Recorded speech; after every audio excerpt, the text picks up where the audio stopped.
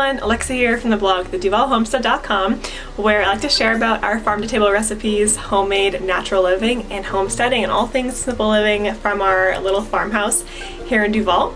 And today I'm going to share with you how to make this DIY olive branch wreath.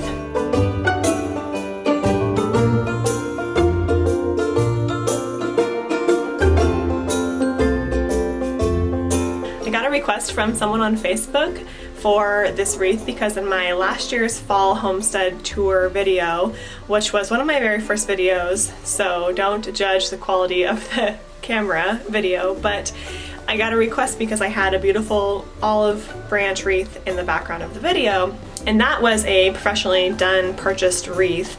So I thought it'd be fun to create that style of a wreath just from Amazon. So you can thank Katie for requesting that. Whenever someone requests something from me, I kind of have a long list of requests that I get and I just knock them off one at a time. So I thought that would be a really great idea. Fall is definitely coming and I can feel it in the air, but it's still that late summer, kind of hot, muggy time. So I'm trying to slowly transition seasons instead of just going from summer to fall, because really we have some time. So we're enjoying, you know, tomatoes and all the harvest that that late summer brings. But I did want to start kind of getting things ready and just toning it down a little bit and taking away some of the bright colors. I shared a summer farmhouse home tour a few months ago and I had all this red and blue because it was 4th of July and summertime was just a very bright time, as it always is. So I was excited to just tone down the colors a little bit and bring in some natural tones. So I thought olive branch wreath would be the perfect way to do that. So this wreath was very easy to make. I will leave a link in the description below this video on how to get a plain grapevine wreath, which is what this is. If you take the branches away, it's just a grapevine wreath, which is beautiful on its own, which is why I love these wreaths, because you can just put them up on their own or you can really deck them out. I'm planning on sewing like a little bow to go on there, maybe like a ticking stripe or plaid or something for the fall season, and then maybe I can change it out for Christmas. So that's what I like about wreaths, is they require very little effort for something really beautiful that you can just change each season. So here's what I did. So you basically just start with the olive branches that you can order on Amazon, and I will leave the link below this video to where I got these. But there are 3 total branches and they come on like a wire stem, so you can fold and move to form whatever you need it to form. So what you want to do with the stem is just fold it in a circular pattern so that it's able to fit over the top of the wreath. You also want to go through and just flatten out the leaves a little bit because they might be a little bit wrinkled from the shipping.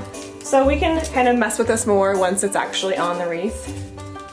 And you're going to need these in order to fasten the branches onto the wreath, and they're really easy to use. Basically, there's a little hole right here and you just go around the branch and through the hole, and then you can tighten it.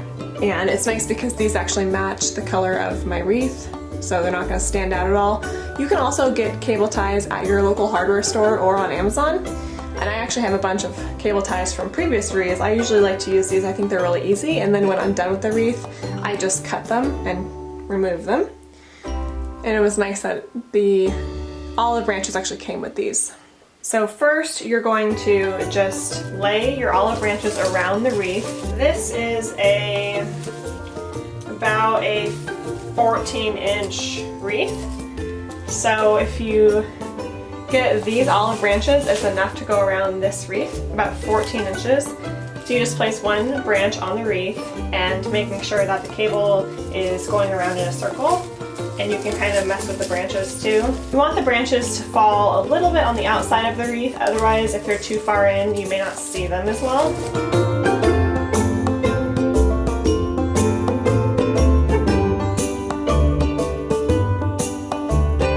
So you want to tuck the stem from one branch underneath the top of another branch so that the stems are basically hidden.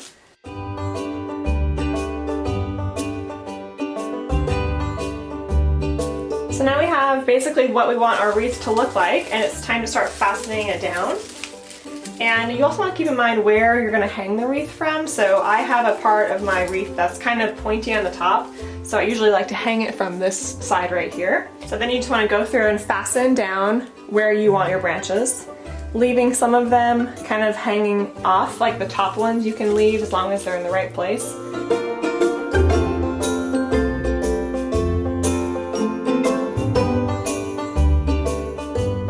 about the grapevine wreath is that even if it's still showing, it's still pretty. It's because it's brown, as opposed to buying a wire wreath.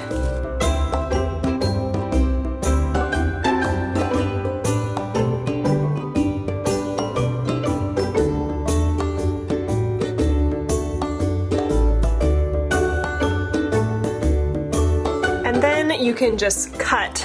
Sometimes I like to save the cutting for last, but you can just cut like that. And that's fastened. So you just want to do that all the way around the wreath.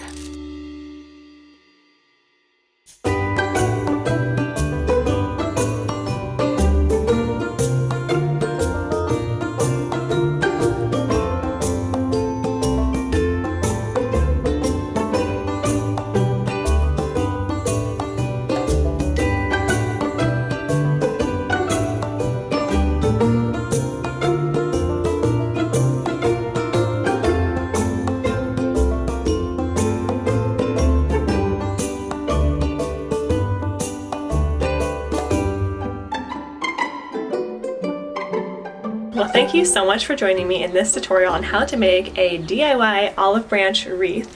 I hope you like it, and if you make one, make sure you send me a picture. I'm on Instagram at The Duval Homestead, and Facebook and YouTube, so let me know if you make one. I'd love to see it. If you are new to my page, make sure you subscribe on YouTube and like on Facebook.